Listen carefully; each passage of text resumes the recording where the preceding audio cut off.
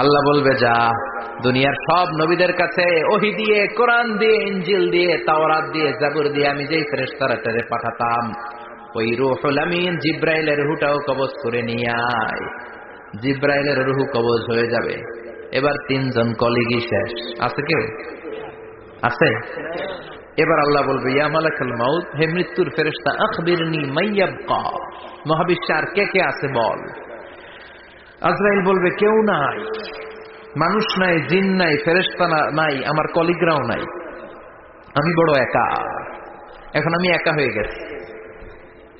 আল্লাহ, আছি শুধু আমি, মালাকুল মাউত তোমার হুকুমের গোলাম, আর আনতাল হাইয়ুল কাইয়ুম, তুমি শাশ্বত চিরঞ্জীব, তুমি তো মরবা না, আমি আছি। আল্লাহ ভাবতে উনিও থাকবে, উনি আর আল্লাহ থাকবে। আল্লাহ বলবে মালাকুল মাউত এবার তুই মর, এবার তুই মর।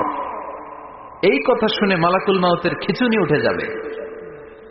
আজীবন মারছে, আজকে মরবে। খিঁচুনি উঠে যাবে, জ্বর এসে যাবে, কাঁপুনি ছুটে যাবে, কাঁপতে থাকবে। আল্লাহ বলবেন কাঁপাকাঁপি করে লাভ নাই, মর। মালাকুল মাউত বলবে মাবুদ এইটা আবার কেমন কথা, সবাই রে আমি মারলাম, আমি মরুম কেন? আমি না মারছি, আমি না মেরেছি, আমি মরবো কেন? আল্লাহ বলবেন কথা নাই, মর। ও আল্লাহ আমি কেন মরবো? আমি না দুনিয়ার সবাই রে মারলাম। আল্লাহ বলবেন কুল্লু নাফসিন যায়িকাতুল মাউত, পৃথিবীর প্রতিটা আত্মারে মৃত্যুর স্বাদ নিতে হবে রে মালাকুল মাউত, তুইও মরবি, মর। কাঁপতে কাঁপতে আল্লাহ বলবে জান্নাত আর জাহান্নামের মাঝ বরাবর যে দাঁড়া।